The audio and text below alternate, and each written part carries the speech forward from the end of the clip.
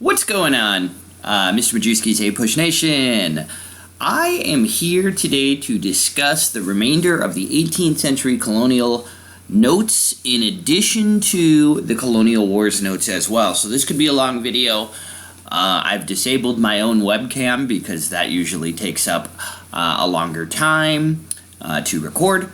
So therefore, we are going to get right into it. Now, we left off yesterday in class with kind of religion. You've already read about the Great Awakening, so I'm not going to talk much about that. But we're going to actually start with page 5, religion in the American colonies. It's kind of where we need to start to set things up for the Great Awakening, which we've already covered. So, hey, why does the Great Awakening happen? Well, first off, it's because of the fact that religion just isn't as important as it previously had been in the 1600s. Only 1 in 7 people in northern colonies was a member of a church. That's shocking when you compare that a lot of those colonies had been founded for religious reasons just a century before. The numbers were even worse in the South. There were even fewer folks who identified with a church. So again, this religion that was such an integral part of so many things in the early 1600s in the American colonies, like as more people come, less religious folks come, and that religion starts to take a back seat. And the reality of it is there's a lot of religious tolerance because people didn't really care much about religion by the 1700s. They didn't really see it as a priority. A lot of folks are just working and struggling to survive, and of course, a lot of folks are focused on economics and profit as well. It's one of the reasons why we see separation of church and state, because Americans just didn't really seem to care too much about religion at the time. Now, that being said, there are still some powerful churches, and there are still some established churches that you need to know. Mostly the Anglican Church, which, remember, was strong in places where the aristocracy was strong. So where there were wealthy nobles and aristocrats that still remained, like in the Carolinas, or like in Georgia, or like in Virginia. Usually where there were planters, there was a strong Anglican church presence. And then there was the Congregational Church, which we usually associate as the Puritans. That, of course, was still established in Massachusetts and some of those other New England colonies. So again, remember, the Anglican Church is the Church of England. It is strong, like I said, in places where there had been a strong aristocracy, and that usually was places that had had a lot of planters and a planter class. So Virginia, Maryland, the Carolinas, Georgia. Remember, New York as well had a reputation for aristocracy, kind of dating back to the Dutch era. This is tax-supported, the Anglican Church, in those places. Remember, the Anglican Church is really considered part of the kind of the monarchy, kind of the British control. So where the Anglican Church was strong, usually loyalty to the English king was strong as well. They did create some colleges and universities as well. Probably their most famous is a college known as William and Mary. It's in Virginia, and it was designed to train their clergy to spread Anglican messages. All right. Of course, we've got the Congregational Church. We knew that is going to be strong in New England, of course. And remember, the Congregational Church is a little different in that you have no leader, right? Remember, you have no individual that's in charge. You don't have a power structure. Kind of each congregation or each individual community had their own minister, and he kind of was the dominant religious figure in that area. Of course, we have the Presbyterians as well. They're very similar to the Congregationalists. I guess the major difference here between the two is the Presbyterians do kind of have a structure and a person in charge of the entire church. Other than that, their views are very similar to the Puritans. It wasn't actually an established church or an official religion anywhere, which meant that they were not getting tax money from people anywhere, unlike the Congregational Church did in New England and the Anglican Church did in the South. Of course, we still have the Quakers in Pennsylvania. Remember, they are not established because they did not believe in established churches and forcing people to pay money to a church they didn't belong to. But of course, we still have the Quakers in Pennsylvania. And as I mentioned in one of the class periods, we start to see more Jews arriving in some northern cities as well. Although the number is still just a couple thousand, even by 1750. Anyways, that's one of the reasons, and by the way, this is just another example of the incredible religious diversity that we're going to start to see. Religious tolerance, religious diversity. Tolerance leads to more diversity, new churches, different churches. And so, of course, we're a very religiously mixed place by the end of the 18th century. So we go from having relatively few religions in the 1600s to embracing and having greater toleration for a lot more. Anyways, let's get to this Great Awakening because it's a massive religious event that takes place in the middle of the 1700s. Again, why is it significant? Because it's the first mass movement in American history. It's the first movement that transcends colonial regions. It spreads not just into New England, but also into the middle colonies. It even does make it into the South, although some would argue maybe with not as much strength. What is the main issue? The main issue is religious style. What sort of religion is going to be practiced in the American colonies? First off, there's kind of a crisis within the ministry as to what's happening. Why is America becoming less religious? What can ministers do to try to change that? Some ministers believe they need to kind of change rules a little bit and make it a little easier to be religious. Others believe they need to breathe light and energy and emotion into their sermons more. And there's also kind of a crisis that's occurring as well between the clergy and the congregations. How much control should the clergy have over the congregation, over the messages that are being spread, or should we allow the people in the congregation, the worshipers, to have more voice, to have more say, to be able to speak more in church, for instance? All right, so a couple of different issues that are occurring here with church practices, with faith, with style. To be honest with you, there were a lot of new religions that were starting to emerge that were a little easier to practice, and a lot of the old established churches had a problem with some of them because they thought it was kind of cheating and making it easier to be religious and not have to follow the rules of the past. Well, that leads to this guy, Jonathan Edwards, and there he is. We've talked about him in class. We read an article about him. He kind of is the trailblazer. He starts the Great Awakening. He blasts some of these new religions that have emerged as just too simplistic and too easy. And what he does is he tries to use emotion to kind of almost frighten or scare Puritans in New England into becoming religious again. His most famous work is called Sinners in the Hands of an Angry God.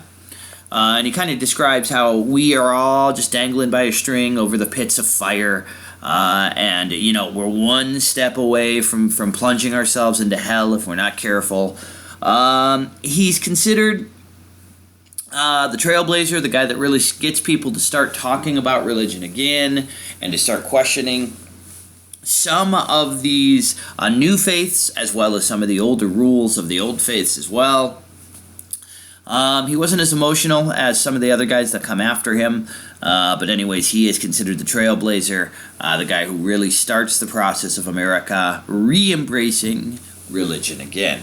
However, the man that's generally credited as the most famous and important of the First Great Awakening ministers who travels around and converts people is George Whitefield. He was British. He was used a lot of emotion in his speeches. He was very fiery. He appealed to a basic understanding of the Bible. What do we mean there?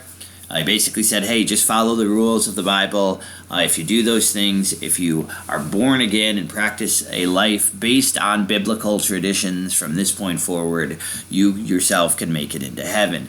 His appeal is very popular, especially in the American colonies. And his actions actually lead to the development of a new church, the Methodist Church, in the American colonies, based on his views. Anyways, the real issue here is, the big issue is that Americans start to become much more religious again.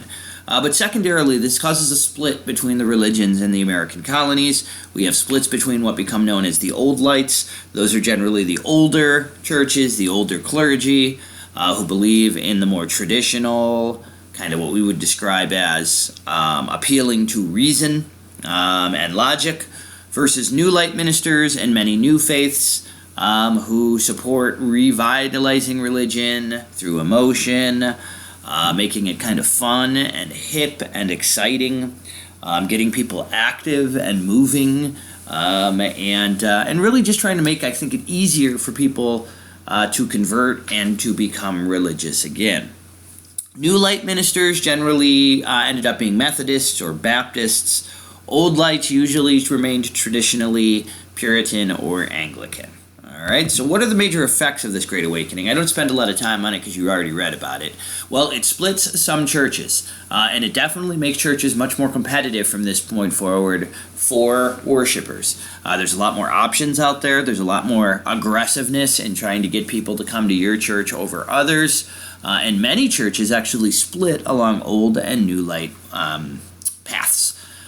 It converts many thousands of people as well. Thousands of Americans who weren't religious become religious again, breathed a little religious spirit into some of them. It definitely undermined the older churches and the older clergy. They will never be as powerful in the 1700s as they were in the 1600s. Instead, we're going to have newer churches that are going to kind of split up religious power in this country. And it does inspire a lot of missionary activity to go out and to recruit folks into your faith, so people start to more aggressively try to convert non-religious people, especially Indians and slaves. They were often some of the ones that were targeted most. We should also mention that it leads to the development of new colleges and universities. In fact, many of the trailblazing colleges and universities, Princeton, Dartmouth, Brown, Rutgers, guys, these are Ivy League schools. These are right after Harvard and Yale. It does, kind of lay the foundation for a little anti-intellectualism as well. What we mean by that is Americans were a little bit more religious than other parts, are going to develop a tradition of being more religious and skeptical of higher education than certain other places in the world. And we believe this might go back to the fact that Americans were slightly more religious because of some of these awakenings and events that happened throughout our history. All right. We should mention, that the Great Awakening was very democratic in some ways. It gave people a lot more choice over religion. It allowed people to resist popular authority, or I should say popularly resist authority, where the people would rise up against religious authority in some places, like the Anglican Church. And a lot of folks believe that the Great Awakening might have been a trailblazer, actually, for the American Revolution, that it inspired Americans to start to challenge royal authority as well, just like they had challenged religious authority previously. Speaking of religion and education, we do need to talk real briefly about education. How is it the same from the 1600s? How is it different? Well, a lot of the same, to be honest with you. New England remained by far the most supportive of education. Remember, they stressed Bible reading, so they wanted a literate population. Primary and secondary schools, if you remember, were established very early on. It was required. Remember that as soon as you had 50 families, you had to use taxpayer money to build a school. So primary schools are very common. Even secondary schools, like high schools, are established early on. Remember, they have the first law school. They have the first universities with Harvard and Yale. It was easier for them to build a school system because most people lived in towns or villages or right outside of them. It had a large population. They were relatively concentrated. And so a little easier to manage schooling. The middle colonies, they have education, though not as much as New England and more than the South. They did have primary and secondary. A little of it was tax supported, but most of it was privately owned. There was a little bit more spread out population than New England, so therefore it's harder to create a school system. Think about this. You can only build schools in certain areas, and so if people aren't living close enough to that area, that can be a problem for you to get people to attend on a regular basis. In addition to that, a lot of wealthier families actually would send their sons back to school in England. English school systems were viewed as superior. All right. In the South, education was very limited, by far the most limited of the three areas. Usually only the wealthy could afford to have an education, and the reason for that oftentimes was there was no school system. There were very few schools that existed. Because society is so dispersed, is so spread out because of this agriculture cash crop system. So there's not a lot of schools, and so generally if you wanted to teach your children, you had to bring in a tutor a teacher to teach them privately. That was expensive, and so usually only the wealthiest planters could afford to do so. Anyways, education was really mixed across all three of the colonial regions, although I would argue in the New England and Middle colonies, it was far superior what you would have received in most other places. Higher education is far behind primary and secondary, but it does start to grow. It's not nearly as prominent or as significant or widespread, but it definitely does begin to grow here in the 1700s. Now, let's remember, when colleges and universities were created at this time, they were created to train ministers, to train clergy. They weren't really focused on an academic education. So you read a lot of religious texts. You were taught in classes that oftentimes focused on religion. So it's nothing probably like the colleges that we see or think of today, but it does lead to those things. Over time, they're going to develop a non-religious education. Anyways, all of these were for the most part, like I said, religious, at least until the University of Pennsylvania arrived. Penn is our first school that was ever created, our first college, that was not religious, that was secular. Secular means non-religious. And so that was the first place you could go to get a non-religious education. The moment that happened, we started to see the quality of education begin to improve, not only there, but in other schools that are built afterwards, and even some of the early ones like Harvard and Yale and William and Mary begin to improve their educational systems so that it's not specifically just religious instruction. Anyways, Pennsylvania today considered still to be one of the great public schools in this country, and it makes sense, by the way, that Pennsylvania would be like that. First off, think about the fact that the Pennsylvanian Quakers were, they wanted church separated from government, and they were really tolerant of other religious people and non-religious people, and so this would make sense. This would be the first place where we would see a non-religious college form. By the way, Benjamin Franklin was key in that role. Culture and the press. Interestingly enough, culture is kind of measured by your artwork and your music, and what you're contributing to the world as a whole and to society as a whole, besides just making money. Well, not surprisingly, culture in the American colonies was kind of slow to develop. A lot of Americans are focused on working, on surviving, on making money. We didn't have a lot of higher education, at least at first.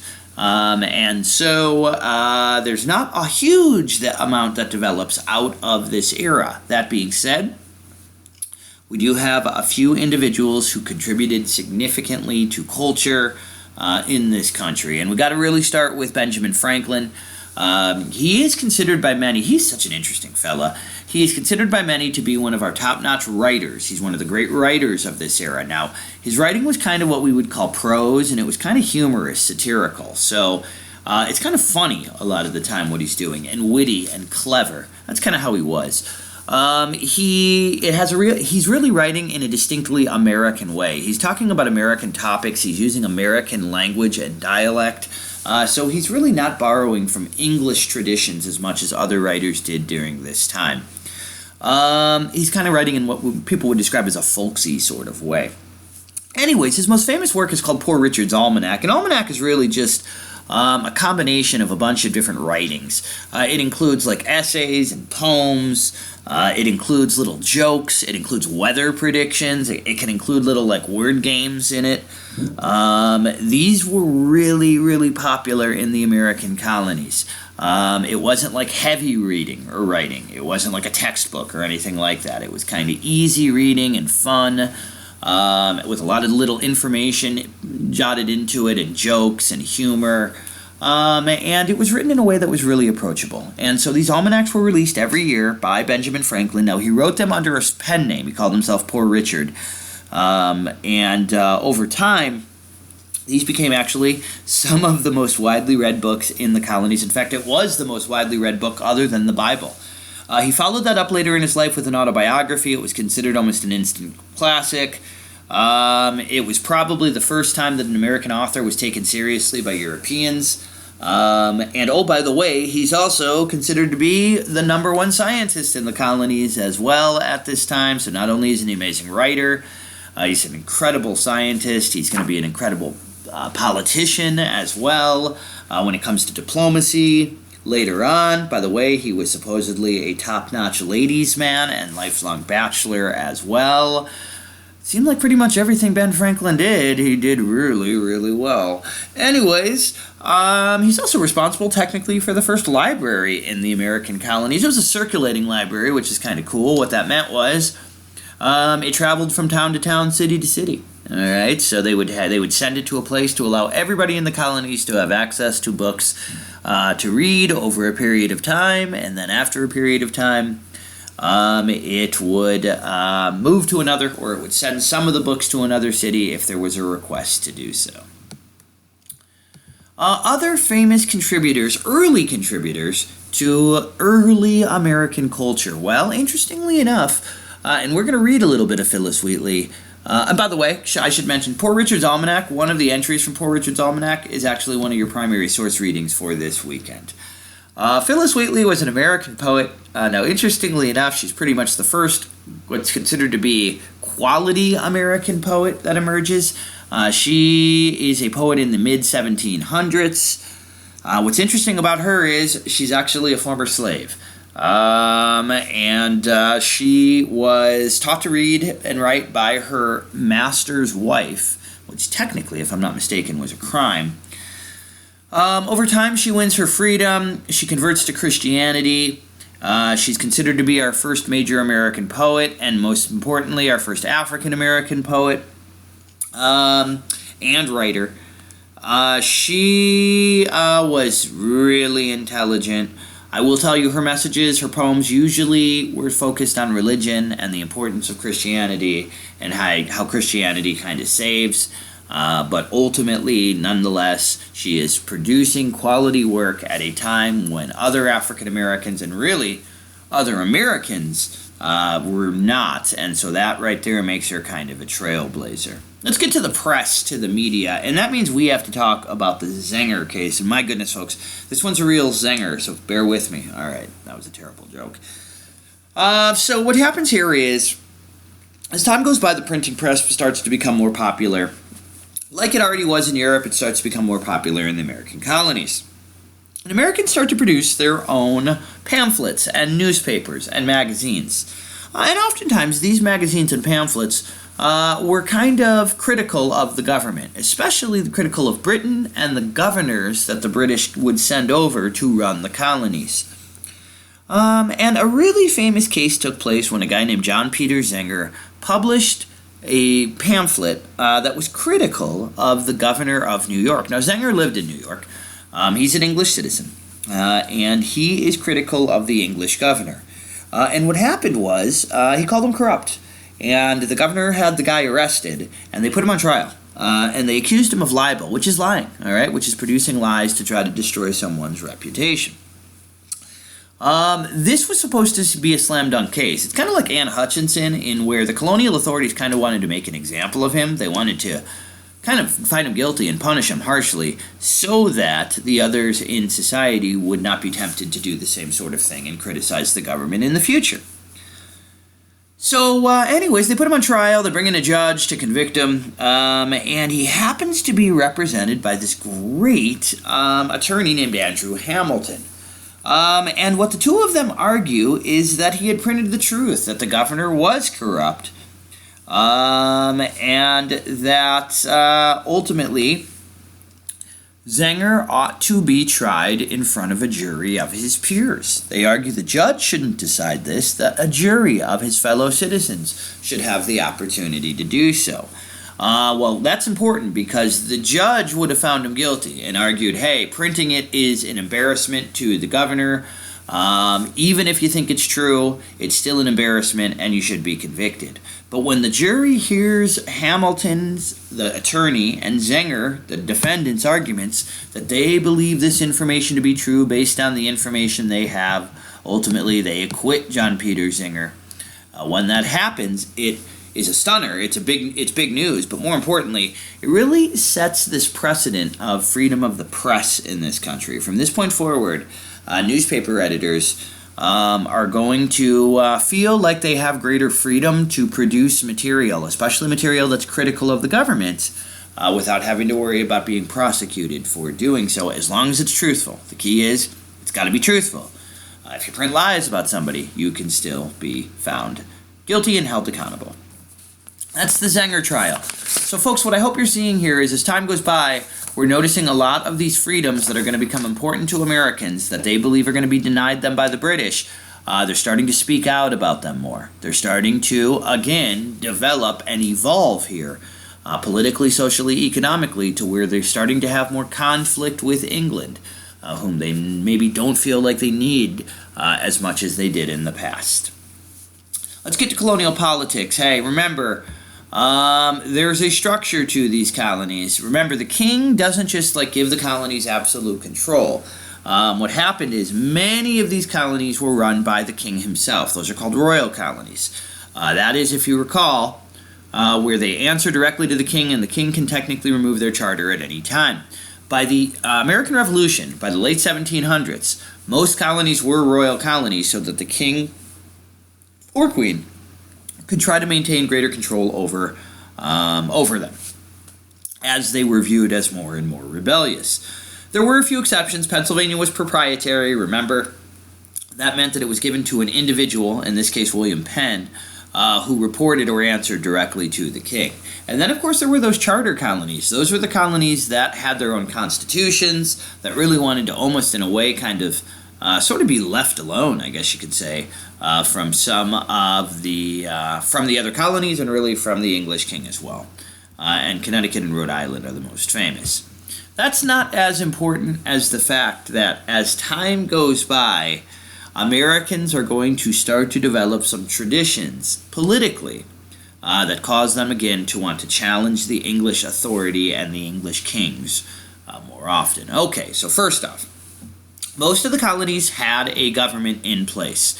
It was divided between a governor, who was an individual in charge, who was appointed by the English king, and then a legislature, sometimes called an assembly, that was made up of American colonists who were voted on usually by their fellow colonists who shared power with the governor. So in most of these colonies, there was a two-house legislature. That's called the bicameral. That means two houses, which meant that there was an upper house that made some decisions, kind of like our Senate does today. And then there was a lower house that would make decisions that was usually known as an assembly. The upper house was usually a smaller council. It was usually a smaller group of people. They were usually wealthier, more powerful in that colony. And then the lower house would be made up of folks that were usually elected democratically by either every free man or by the property owners in a place. So right there, the American colonies are already a very democratic place just based on what I just mentioned. Because again, you have a governor. He's appointed by the king. He's got some of the power. But you also have these assemblies, these legislatures, that are usually voted democratically in some way, that are made up of Americans. And they're going to share some of that power with the English governor. So right then and there, power is going to be shared. It's going to be balanced between the interests of the king and the interests of the colonists who lived in that specific colony. And how did American politics, how was it conducted during this time? Well, usually the colonial legislatures didn't have as much power as the governor did. Obviously, they didn't have as much power as the English king or parliament back in England did. They were, however, usually run pretty efficiently. What we mean by that is they were able to pass laws and reforms that directly affected them much more quickly than if they had to wait for laws and rules to be brought over from England and transported across ships. I mean, think about that. The English Parliament was in charge completely. They would make laws, they would pass rules. It would take 5-6 weeks for it to even arrive in the colonies to begin with, and then probably months and months for it to spread across that colony. So the colonial government's able to make a lot more decisions for themselves rather than involve the English Parliament and kind of get them bogged down in the day-to-day affairs of what's happening in the colonies. In addition to that, besides the colonial governments that existed, the legislatures, the assemblies, there's also local government. There's town halls in New England. There's county governments in the South. There's kind of a mix of the two in the middle colonies. So again, we have a very democratic place where a lot of different voices are being heard, a lot of different individuals' votes are being made, for their representatives, and some of those representatives then make decisions for the people that live in those colonies. It's a democratic place, much more so than in England, and much more so in much of the rest of the world. Now, hey, it's still dominated by the upper class. It's just more of the upper class are involved in decision-making than in other places. It still requires you in many places to own property in order to vote. You do not, or be a member of a particular church. It's not open to all people most of the time. It's just open to more people than it would be in other parts of the world. In fact, about 50% of the white males were disenfranchised, which means they couldn't vote. So even though it's the most democratic place in the world, over 50% of whites can't vote, and of course no slaves can vote, right? Anyways, let's get to a little bit more of this governors. So who were they? Well, these were the dudes that were appointed by the English king. So the English king technically was in charge of the governor, the one man in charge. His job was to enforce the king's orders. He had a lot of power when you looked at it on paper, right? Obviously, because he's got the force of the English king behind them. But the reality of it is, these governors were usually actually very, very weak, all right?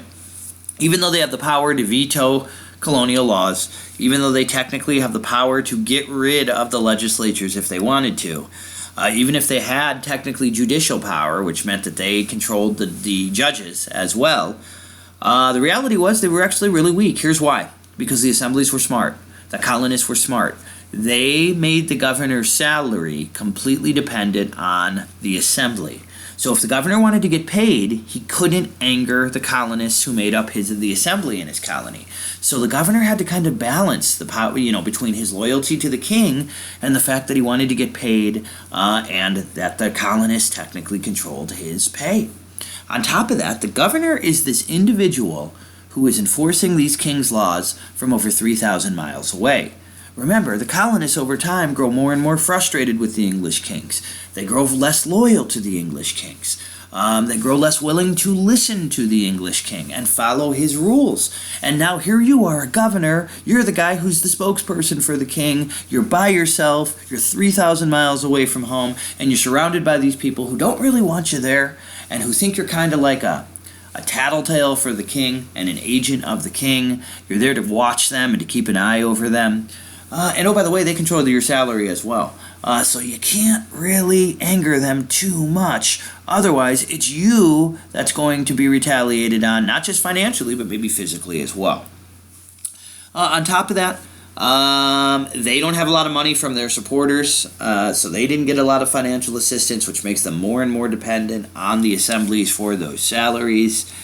The assembly actually had the power to fill a lot of the positions around the governor.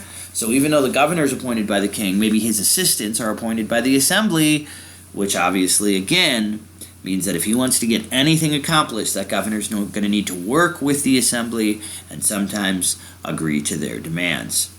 The other thing is that a lot of the time, even though the governor wanted the representatives to vote in a particular way, the representatives were more loyal to their town, and so oftentimes, even if a governor asked for a vote to go a particular way or put pressure on representatives to vote a certain way, it didn't work because those peeps were more loyal to the town itself.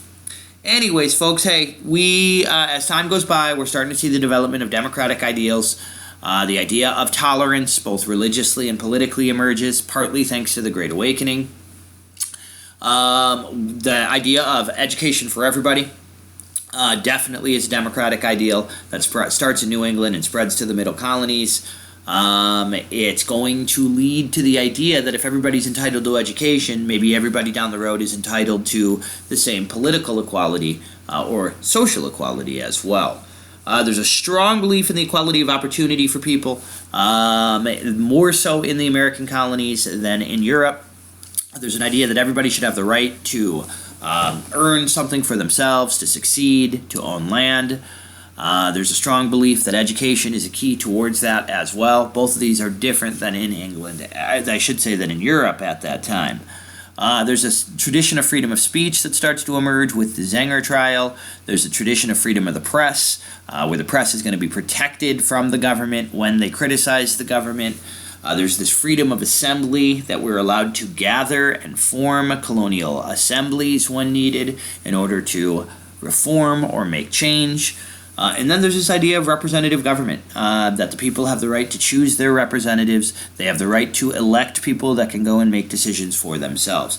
All of these are very democratic ideas. All of these were kind of unique or stronger in the American colonies than they were elsewhere. And all of these are going to be things that become an important part of the United States during the Revolution and especially afterwards. We should also mention, hey, this is an era where the Enlightenment is very, very strong. All right? Now, another word for Enlightenment ideals is classical liberalism. And what this is based on is the idea of liberty, that every person has certain individual rights that all humans are born with and can never be taken away from them. Certain individuals, certain philosophers, started to make these arguments, and they start to become more popular in Europe during this time, and they're considered a threat or a challenge to a lot of the English kings. I should say a lot of the European kings and queens that existed during this time.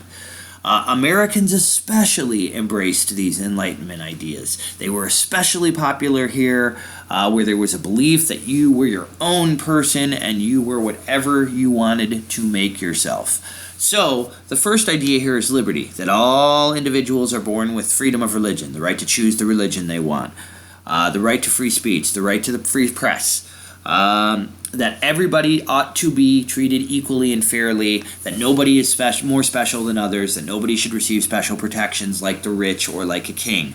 So that first idea, liberty for all people that were born with those rights, was especially popular with Enlightenment thinkers, and especially in the American colonies. Equality, as well, was the second major part of the Enlightenment. It was the idea that all citizens have the same rights and liberties.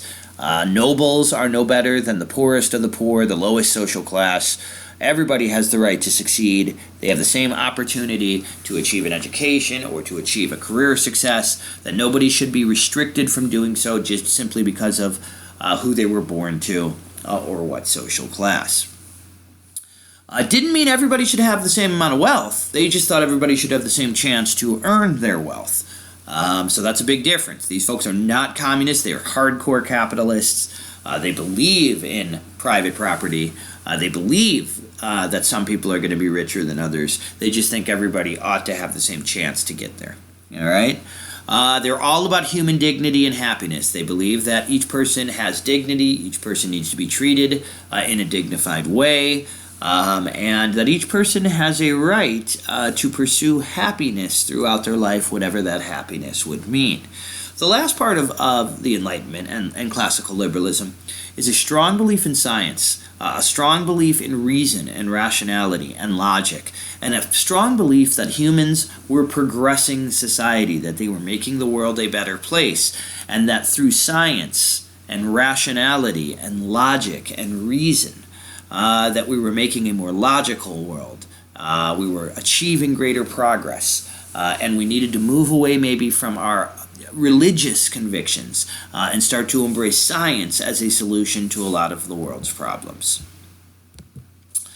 And a representative government. They did believe in a representative government as well. They do believe, these Enlightenment thinkers, that we should have the opportunity to vote for our representatives, who then go and make decisions for us. Now, who are the names you need to know? Well, there was no greater rock star in this country in the late 17th century and early 18th century than John Locke. John Locke really is considered one of the founders of the Enlightenment. He wrote in a series of essays that he believed, the primary reason why we set up government is to protect our property, and that all humans have life, liberty, and property, and that they ought to be protected by their government, that every person has the right to live.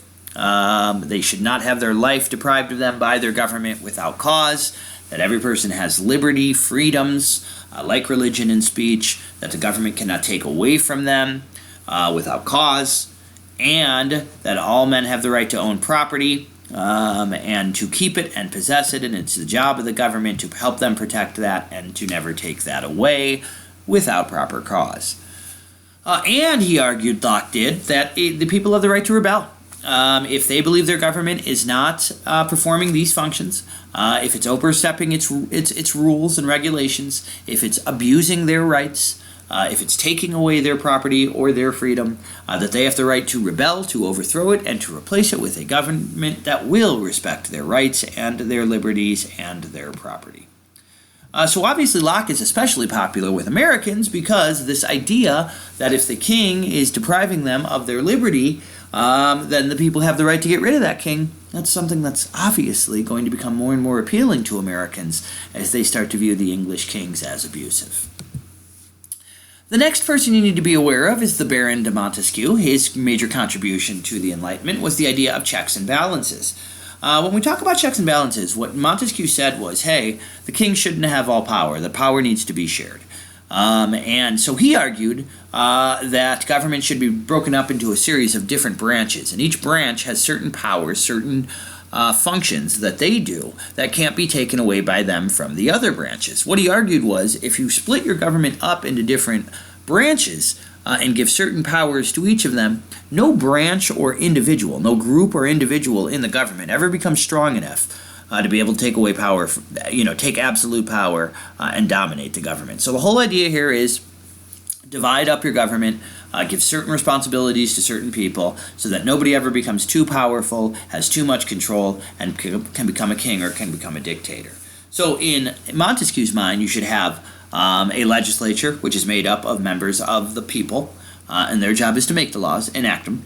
And then there should be an executive. Usually that's an individual or maybe a small group whose job it is to enforce the laws that the Congress, that the legislature has passed. And then there needs to be a judiciary branch, Montesquieu said, that would interpret the laws, that would make sure that the laws made sense, that they did not conflict with one another, and that they did not violate people's individual rights. Now, Montesquieu's ideas become especially popular in the American colonies as well.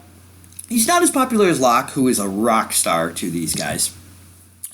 But his ideas obviously are going to become key parts of our own government. When we create a democratic republic, one of the things we're going to do is divide our power up and create checks and balances so no part of the government can become king-like, which was our great criticism of what was happening in England. The other real major the other major Enlightenment thinker you need to be aware of is Adam Smith. Adam Smith is considered the founder of capitalism. He writes a famous book called Wealth of Nations, where he talks about the idea that capitalism is the economic system that makes the most sense, that the government should not control the economy, that the government should not overregulate the economy, the government should not tax us too severely, for instance, that they should simply allow people to buy and sell goods without any regulation, or with as little regulation as possible, because the government didn't decide what was best for people. It was themselves that decided what products were best and what prices they were willing to buy and sell them for. All three of these folks, Locke, Montesquieu, and Smith, all become important figures that Americans, thinkers, intellectuals, that the educated Americans are going to borrow ideas from as we move towards the revolution. Well, by the way, we also start to see religion change slightly because of the Enlightenment as well. A lot of the Enlightenment thinkers were not traditional Christians. They developed a new Christian faith known as Deism. It viewed the world in a naturalistic way. It kind of argued the universe was like a clock. There was some sort of higher power, a creator, a godlike person who was running this clock, who was running this system. And they called him the ghost in the machine. They argued that this was done by reason and it was done in cycles. That's why there were seasons, for instance. These guys did not believe in Jesus Christ as the Savior. They believed that there was a God, a higher power that was running things from above, almost in a rational and logical way, in a reasonable way. And so what they did was they took Enlightenment ideas and they kind of blended them with Christianity in some ways to create their own kind of religion that would also at the same time allow them to advance their Enlightenment ideals. Some of the most famous deists, by the way, were Jefferson, Franklin, Washington, and Thomas Paine. These guys were deists in every sense of the word. They were not traditional Christians. That shows to you, the fact that they were deists, just how popular Enlightenment ideas were in this country with the founding fathers, with the people who were going to lead us to revolution. Anyways, this is awesome. I love this last page. I believe it's page like 13 and 14 in your notes. I think it's fantastic. It goes through this awesome list of all of the major events that have kind of contributed to democratic ideals in these colonies. House of Burgesses is our first colonial assembly. Mayflower Compact is the first time the idea of the rule of the majority, of democratic kind of rule, is first instituted.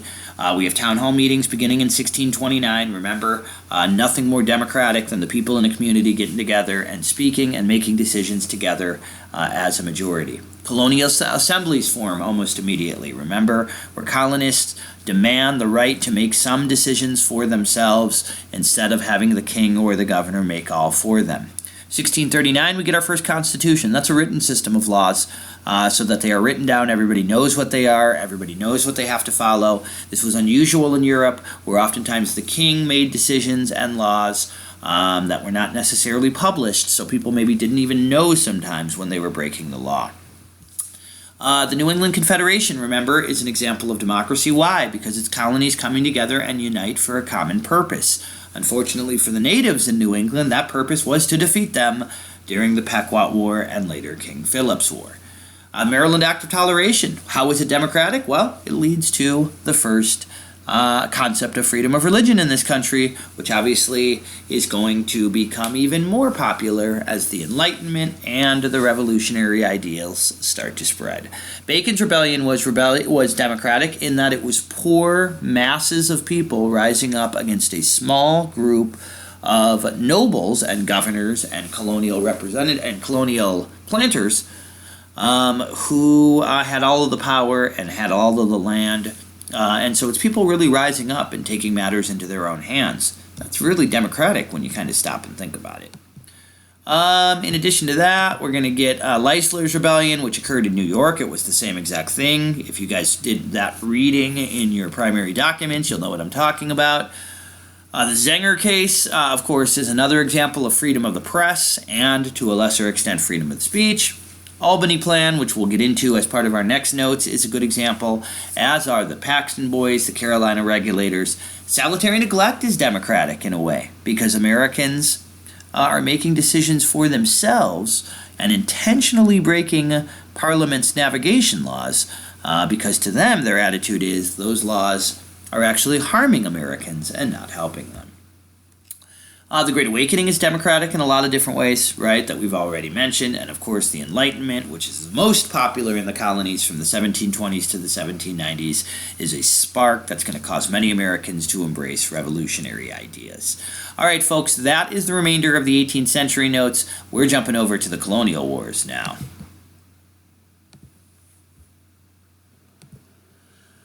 And here we are back with colonial wars in North America. Or for North America, I should say, as we continue moving through our notes for Unit 3. We start out with an overview of the entire set of notes here. Well, first off, Britain's victory over France in the imperial struggle for North America is going to lead to new conflicts among the British government, the North American colonists, and American Indians. And ultimately, it's going to lead to a new United States. So that's kind of the theme for the entire unit that we're on, right? Specifically, what are we focused on? We're going to focus on the French and Indian War and how that changed the balance of power, not only between the English and French, but also between American Indians and the English as well. And of course, it's going to cause a lot of conflict down the road, actually between the English and the American colonists as well. So, the theme, as part of their worldwide imperial rivalry, Great Britain and France fought numerous wars for control of North America. And it finishes in the biggest and the most important, called the French and Indian War. And that's what's going to result in France finally getting kicked out of North America. So let's go through these. We've already talked about New France, to be honest with you. So I'm not sure I have to talk a great deal about them, but I will talk a little bit. All right, so first off, France was late coming to North America just like England was. I think we're already familiar with that. There was a lot of conflict in France during the 15 and 1600s between Catholics and Protestants. Of course, that's kind of the era of the whole Joan of Arc thing and all that good stuff. In 1598, the French finally granted tolerance religiously to Protestants. It finally ended those wars of religion. And so New France comes over at almost the exact same time. I should say France comes over at almost the exact same time that England did when they came to the American colonies as well. And of course we know the French then establish, and here's more of that information, right? The conflict. Finally, they grant religious toleration to Protestants. After that, the wars in France settle down. And they become a dominant power just like England did. All right. So the French established Quebec in 1608. That becomes their capital of New France. It's right around the time that Jamestown is founded in Virginia. The founder of New France is a guy named Samuel de Champlain. In fact, big lake up in Canada named Lake Champlain. He is the settler and the original. He's the explorer and the original governor who really established the colony for the first time. Now we know because they were hardcore fur traders, they developed relationships with local Indians in the area. They befriended the Huron, remember, who were the enemy of the Iroquois. The Iroquois, if you remember, become allies of the English. And so we're going to have this rivalry between the British and the French, and they both bring in their Indian allies as well, the Huron for the French and the Iroquois for the English. So that kind of sets the table here for what's going to happen. We already kind of know what's going to happen. Over time, France is going to kind of lose control over much of this territory. Now, they weren't very democratic. They did not have assemblies like the American colonies did in New France. They did not have trial by jury, for instance. They were not nearly as democratic. They did not have as much economic opportunity. They were not giving land away like they were in some of those American colonies. And so they struggled to attract people. In fact, by 1750, there were only 6,000 people entirely in all of New France. There were 6,000 whites, 6,000 Frenchmen. Compared to almost 2 million in the British American colonies. So 2 million versus 6,000, I'd say that's not very good odds for the French. We know that they had a massive empire. They expanded that empire. They were incredible at trade relationships, remember. They depended on natives for the fur trade. Unlike the British, who wanted to remove or exterminate, unlike the Spanish, who simply really wanted to Christianize or use natives for forced labor, the French really didn't. They had a different relationship. They were great gift givers, as we already know. They often married into and interbreeded with American Indian tribes, so they became part of the tribe. There was a lot of mixed race, blended Native American women and children. And oftentimes these French fur traders actually lived and adopted some of the customs of the people that they were with. Of course, we know the beaver is the major animal, right, that we're talking about with the fur trade. This red area actually shows where the beaver his environment where he lives is. Obviously, the French take some of the prime territory there. And by the way, they nearly hunted the beaver to extinction, in case you're wondering. We already know the Couriers du Bois. Remember, those are the French fur trappers. The voyageurs are the French explorers. These are the two groups that really help New France to grow into this massive empire with so few people. We know about the Jesuits, the Black Robes as well. They were the missionaries that were brought over that actually lived amongst the native tribes to try to convince the natives to convert to Christianity. They oftentimes actually had conflict with the fur trappers, who they considered to be bad for the natives because the fur trappers brought, tobacco, alcohol, disease with them. A lot of times the priests actually were trying to protect natives in some ways from the bad habits of the fur trappers. Anyways, we know what France does. They established this massive fur trading empire. They had these posts that were set up in the Great Lakes and along the Mississippi River all the way down to New Orleans. And they would have their fur trappers go from post to post and essentially trade with the natives in that area for furs and bring them back either down to New Orleans or bring them all the way back to Montreal and Quebec so that they could be sent back over to Europe. Of course, this meant that the French had conflict not only with the English along the frontier region, but that they also had conflict with the Spanish. And so the French established a bunch of forts, a bunch of trading posts up and down the Mississippi River and in the Great Lakes to try to protect their trading posts. All right. And so this is kind of a map of what North America looked like. Here you have France. You see there's a lot of little forts and a lot of little posts out here along the frontier. These were usually very small. They might only have a handful of people that were there.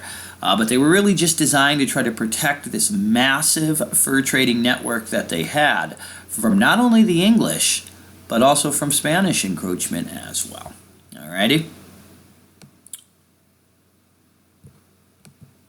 And so the clash of empires begins. Well, the reality was, because we have three European countries who are in a relatively close place in North America, all claiming massive amounts of territory for themselves, we have a number of wars that break out in North America between these European countries.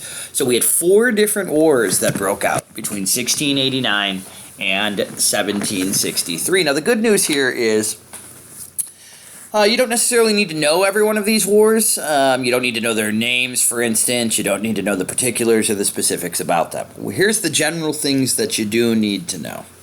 You need to know that it was the British, along with their American colonists, so mostly American colonists, a handful of British soldiers, that were fighting the French couriers de bois, the French fur trappers, or the French fur traders. So neither England or France really sent over a lot of troops in any of these wars. What they did was they had American colonists fighting against French colonists, and they would oftentimes have their Indian allies on both sides fight alongside them. So there might only be a handful of British redcoats in any of these wars. There might only be a handful of French troops. Almost all the fighting's done by the Americans against the Canadians, along with their Indian allies on both sides.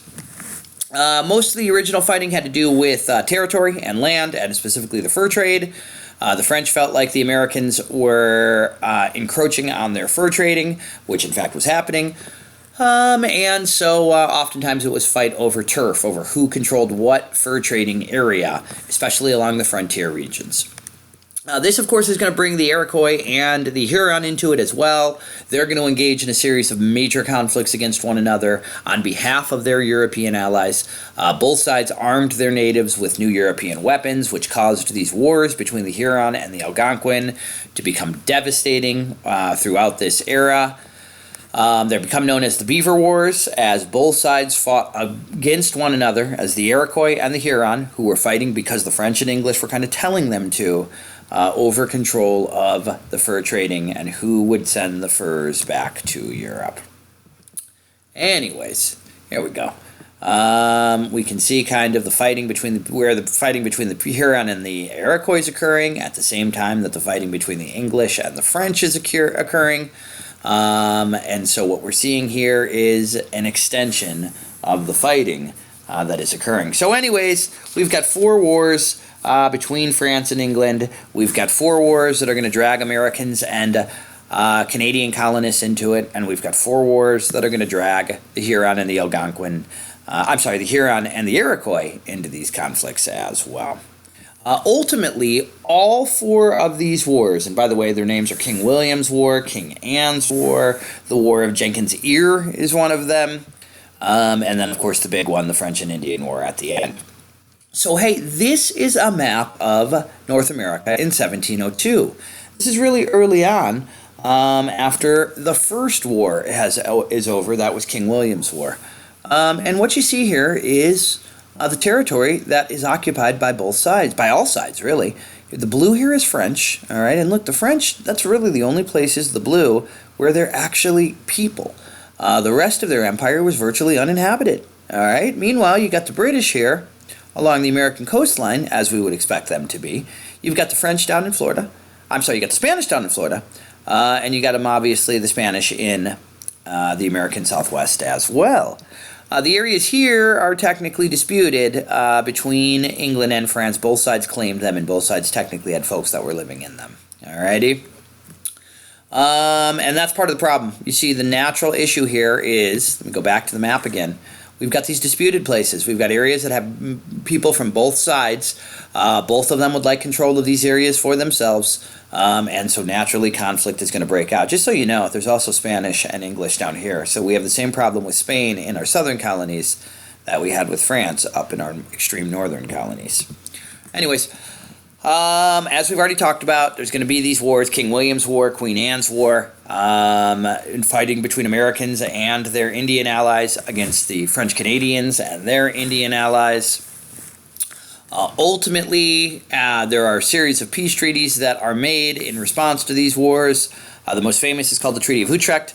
And after 3 decades of fighting between France and England, France loses each of these first 3 wars. England gains from each of them. And so England actually gains territory in Canada from France as a result of their early victories in these first few wars between the English and the French. All right. Then we get something called King George's War later on in 1744. This is technically the 3rd World War these two countries have fought in the 1700s. This time Spain actually joined with France against Britain. This one was larger than the other two that had come before them. This one actually had more Americans fighting in it than any other. The big highlight was when the Americans actually invaded New France and actually conquered a really famous fortress called Louisbourg. This was a major victory for the Americans. They were fired up. They were excited. They believed they would be able to win Louisbourg in the peace treaty that followed.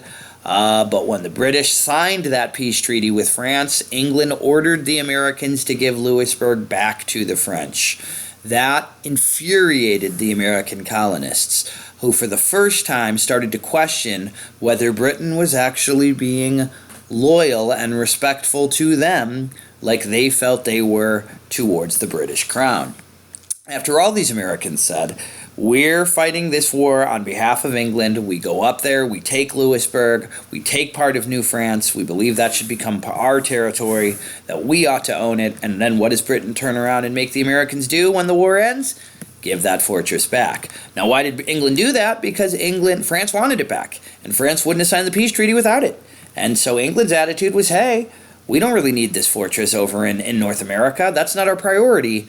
Our priority is getting peace in Europe before our crisis gets worse. Anyways, that was King George's War, the peace treaty that followed in 1748. And now look at this map by 1750.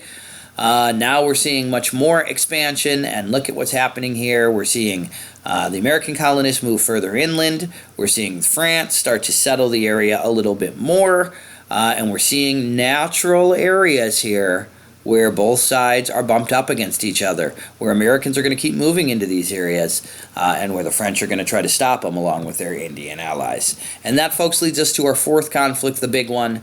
This is called the French and Indian War. In the American colonies, it was called the French and Indian War. Almost everywhere else around the world, it becomes known as the 7 Years' War. It's the most important. The major cause of conflict was this area along the border between the two empires. It's called the Ohio River Valley. This is where the conflict starts. This is what it's going to all be about, all right? Because the Americans are moving into this area. The French are trying to stop them. The Americans' attitude is we have nowhere else to go, so we're going to continue to expand. Nobody's actually here, so why don't you just let us move into it? The French obviously say, no, this territory is ours. It's not British. Stay out. So that's the cause of the conflict. The British settlers want to continue to move into the region. And they're opposed to the fact that France owns it. They think that it should belong to England, since they're the ones that have the people that actually want to move in. The French know they need to keep it. They do not want to give up this middle section of their territory. If they did, they knew they would be split between Canada and Louisiana, and it would be hard for them to defend and protect either of those two places in the future. So that's kind of setting the table. And so what the French did is they started to fortify the area.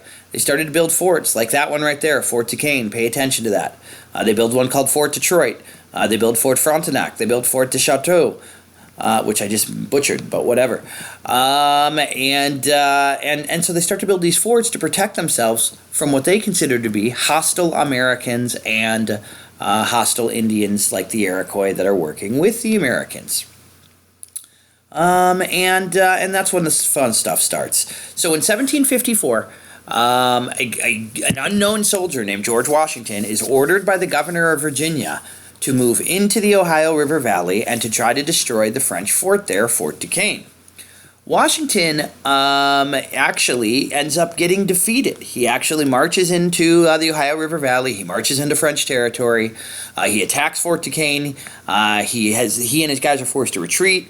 Later on, they themselves are attacked by the French, and Washington is kind of forced to surrender to the French. This actually started a world war. It started a war that broke out not only in North America, but actually spreads to Europe and the rest of the world as well. So the Americans actually started this one. This is the only one of the 4 colonial wars that we were responsible for starting. It started here and then spread to the rest of them, unlike the previous 3 that had started in Europe and kind of spread to us. All right. So George starts his own war, right? He is technically the guy who's responsible for it. So even before the Revolution, George Washington was making history. And again, what happens? Washington and his troops march into the disputed Ohio area. They attack Fort Duquesne from forts that the British had built in the area. They are defeated. Eventually, they're forced to retreat. This starts a building of armies on both sides, and eventually declarations of war between England and France. After the defeat at Fort Duquesne, the British are going to start to remove French-speaking Catholics from some of their territories in the north. They forced 4,000 of them, for instance, to relocate down to Louisiana to get out of British territory. These French speakers, by the way, are the folks that we think of as Cajuns today. Those people that we see on shows like, I don't know, what is that show called? Alligator Hunter Swamp People, where those folks go out and speak really funny, like, I guarantee. Those Cajuns, how did they get down in Louisiana? Well, they got there because the English kicked them out of English colonies during the French and Indian War. All right? Overall, the war is going to turn into a worldwide thing. Not only is it going to be fought in North America, but also in Europe, also in other parts of the world where the British and the French are going to battle one another. There were 25,000 American colonists involved in this conflict, so it's way larger than previous ones.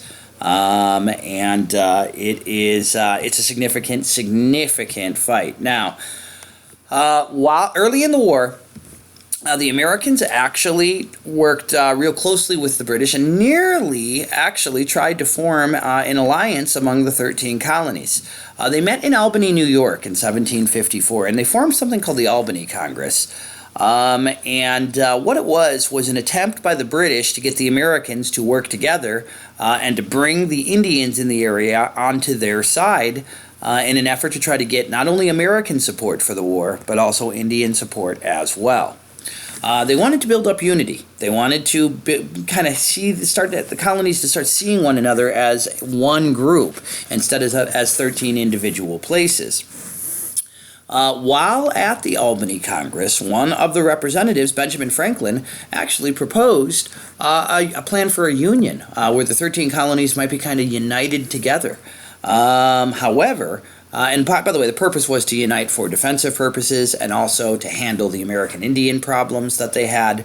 Ultimately, the other colonies voted it down. But the point here is we're starting to see movement towards unification, towards unity in the colonies. We're starting to see the colonies start to talk more about the possibility of unity and unification. At this time, it's against the French. But about a decade after this, they're going to start doing the same thing, and they're going to make it happen as they grow increasingly frustrated with the English. In order to try to get other delegates to support his Albany plan, to try to unite the colonies against the French during the French and Indian War, Franklin produced this. It was a propaganda cartoon, and what it did was, the point here is, hey, if the colonies remain divided, if they are only focusing on their own interests, it's easy for them to be cut up and chopped up like a snake and divided and conquered. His point here is they have to start working together more. They have to start seeing themselves as Americans as opposed to seeing themselves as simply members of individual colonies. This is one of the very first times that Franklin becomes politically active. This is one of the first times that we see some of his excellent propaganda that he produced to try to convince Americans to join with the Albany Plan. It didn't work at the time. Later on, his model for unity is going to be embraced by the colonists as they turn their attention more towards England. Anyways, other than the Iroquois, pretty much every major native tribe in North America sided with the French. They were friendlier to the French traded with them, they were viewed as being kinder to these natives, and the French promised a lot of these natives their land, their territory, freedom, or some of the British land if they were successful. On top of that, some of these Native Americans saw Washington's defeat at the start of the French and Indian War as a sign of British weakness, and so many of them decided to ally with the French, whom they viewed as having a better chance of victory. After Washington's defeat, the English sent a larger army into the Ohio River Valley. It was under a dude named Edward Braddock. It too was defeated.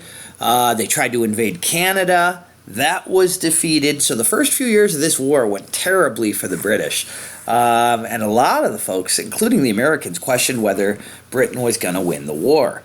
Well, in midway through, early on, a couple of years into the war, a guy named William Pitt takes over as the new leader of the British government, and he changed the focus of the war.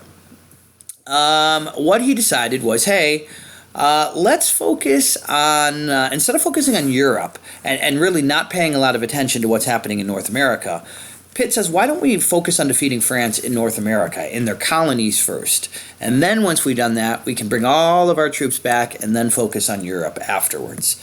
This strategy works perfectly because the French do not have a lot of troops in their colonies.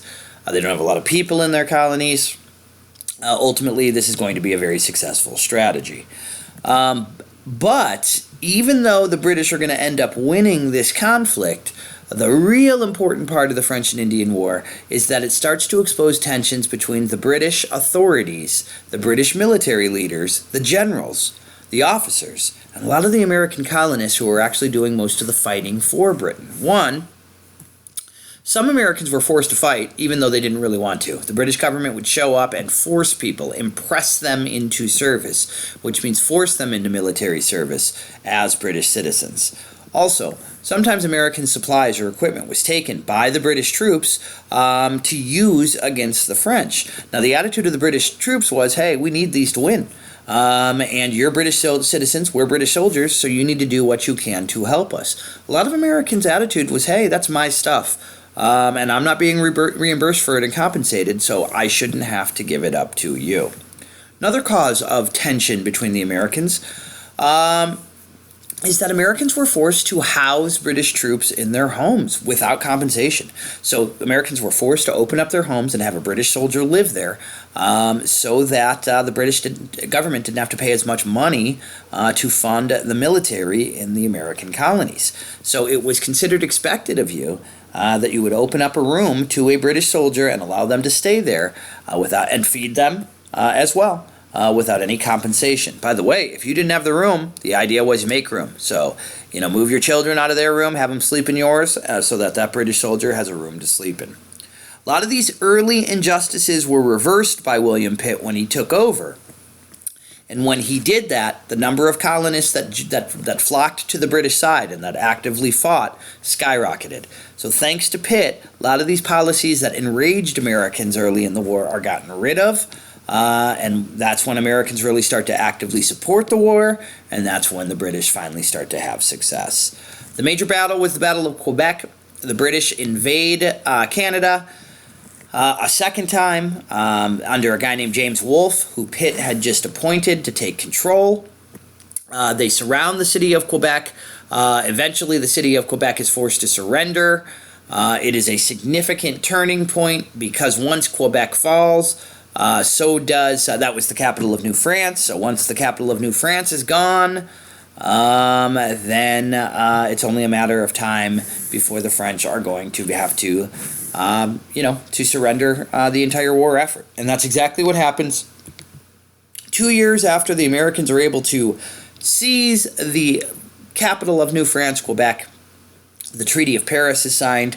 The Treaty of Paris completely removed the French from North America. What we mean by that is this. The territorial changes that occurred as a result of the French and Indian War. So the French and Indian War goes from 1754 to 1763. All right. All of this pink territory right here, all right, all of it now becomes British.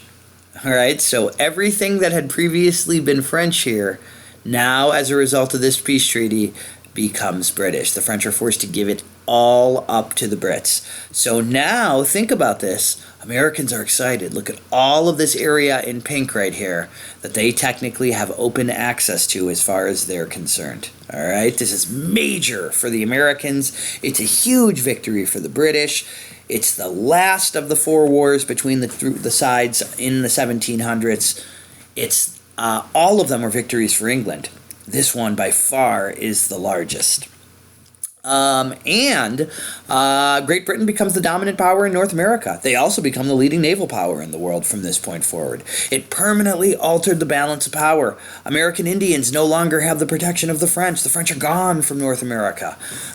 Instead, now they're at the mercy of the British, and even worse, they're at the mercy of the Americans, who desperately want the land that they are on. So it completely changes the relationship, not only between the British and the French, it also changes the relationship between the American Indians and the Brits as well. That's going to mean by 1800, almost all of these eastern woodland tribes are going to be wiped out or are going to be removed. The other major effect of this war is Britain went into major debt in order to win it. They didn't have the money to fight these wars. They borrowed. Each time they borrowed a little bit more. And so they get into more and more and more debt as a result of fighting these wars over in North America. And so after the war, they're going to start to demand that Americans pay off some of this debt that they have borrowed in order to help the Americans acquire all of this land. All right? But again, you need to know about all the friction that occurs between the Americans and the Brits while they are winning the war. Remember, they're winning the war, and yet these two sides can't get along with each other, even while they're fighting against their common enemies, the French and the natives. The colonies emerged from this war way more confident than ever before. They're confident in their own military abilities. First off, they feel like they won the war. They did almost all the fighting in North America. The Brits had very few troops here. It was Americans who did almost all the fighting. It was Americans who ultimately achieved the victory as far as the colonists are concerned. Also, colonial military leaders were angry. They were angry that very few Americans were promoted in the British Army and that American officers were treated so badly by their British counterparts. The Brits view the Americans as uncivilized, as uncultured, as uneducated, and so they oftentimes looked down on the Americans, whereas the Americans desperately wanted the Brits to show them respect since they technically are all English citizens. Now, the Brits, for their part, also thought that the Americans didn't fight very well. They thought that they kind of were cowardly, they fought like Indians, and that they maybe didn't deserve the respect that they demanded. On top of that, this is a big one. A lot of British authorities were upset that some American smugglers, some American shippers, continued to trade with Spain and continued to trade with France while the war was going on. Why? Well, because some of the Americans' attitude was, hey, I'm interested in making a profit. And I'm not too loyal to the British, so what do I care if I trade with the French or in the Spanish, even if we're at war with them at the time? Britain actually forbid shippers, merchants, from exporting goods during certain parts of the French and Indian War, because they knew some of those goods were going into the hands of the French or the Spanish or the natives. And that was something that enraged the British. After all, the Brits said, how can these Americans be trading with a country and people that we're technically fighting against and at war with? Some colonies refused to supply troops to the British cause, especially ones like Georgia that were further away. from the fighting. They oftentimes did not support the war effort nearly as much. We got another major problem as well that's going to emerge here. Did I get through all of the fighting?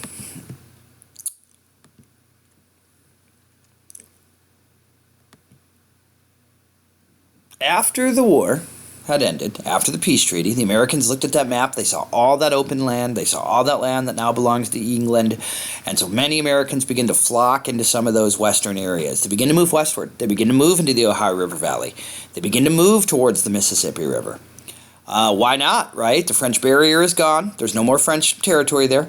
Spanish and Indian have been removed or neutralized, so they're no longer a threat. The settlers were no longer dependent on British protection because, well, there's nobody to be protected from anymore as far as they're concerned.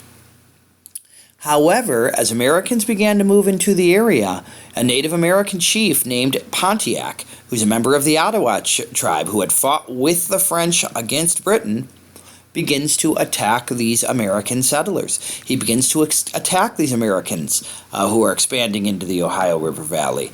And hey, he's really successful. He's able to wipe out a lot of settlements on the frontier. He's able to stop a lot of this American expansion. 9 of the 11 British forts were taken by him. Many of them were wiped out or destroyed. 2,000 people died in the first 6 months of this conflict. So right as the war is ending, right as the British troops have been sent back to England after the war is over, then this Indian rebellion breaks out because the Americans are moving into this area in huge numbers. And the natives are trying to stop them. The British have to send troops back over to England, or from England to the colonies. Those troops are there another 18 months. That means Britain has to go into debt for 18 months even more to help these Americans in their conflict against the natives. And the British are starting to get a little bit tired of it. They're tired of constantly having these conflicts over in North America. They're tired of having to send troops over here all the time to protect their Americans, whom they don't consider to be very loyal, whom they consider to be kind of rebellious themselves. And so the Brits are getting tired of it. And in response to all of the conflict, in response to the Pontiac War, by the way, Pontiac is eventually captured and killed. The rebellion eventually dies down. But in response to Pontiac's rebellion, the British king passes something, and Parliament passed something called the Proclamation of 1763. What it says is, hey, Americans, we don't want any more conflict right now. We don't want any more Indian rebellions like Pontiac's rebellion. And so, for the time being, you're prohibited from crossing the Appalachian Mountains. You're prohibited from going into any of that territory that the French had controlled previously. So they draw a line on the map, and it goes all the way from Canada, all the way down to the Gulf of Mexico pretty much, down through the Appalachian Mountains. And it says, hey, you can't go west of that, Americans. You have to stop there until we can figure out what to do with the natives. Now, why did the British do it? Because they wanted to try to, to resolve their disputes with the American Indians, to remove the American Indians from that area, so that Americans would have open areas to move into in the future. But the colonists were infuriated by the proclamation. They saw it as an attempt to prevent them from getting into land that they thought they deserved. And they thought it was disrespectful of the British government to kind of choose to support natives' interests over their own English citizens in those colonies. Many veterans, especially of the French and Indian War, felt betrayed. They had fought specifically to get that land. And now the British government is saying, nope, you don't have access to it. And so a lot of Americans are enraged by the proclamation. They're enraged by the English government. They can't believe the English government would deprive them of this land that they had just fought the French to try to obtain. And many of them begin to ignore the proclamation line. So here's the line. The British draw this after the French and Indian War and after Pontiac's Rebellion. And they basically say, hey, Americans, you are not permitted to enter into any of those areas. You have to stop here. All of this area is to be unsettled until we can figure out what to do with the natives in this area, because we do not want to have to send troops back. Americans, enraged, infuriated, are going to begin to resist openly this proclamation line, and many Americans say screw you, thumbing their nose at the British government. They begin to cross the line anyways and move into these territories on their own. This relationship is getting bad. It's going bad, and it's going bad quickly. The French and Indian War really exposed a lot of those tensions, a lot of those issues that were bubbling beneath the surface between the Americans and their British masters. All right, folks. That should do it. That is a long, long video for you. Hopefully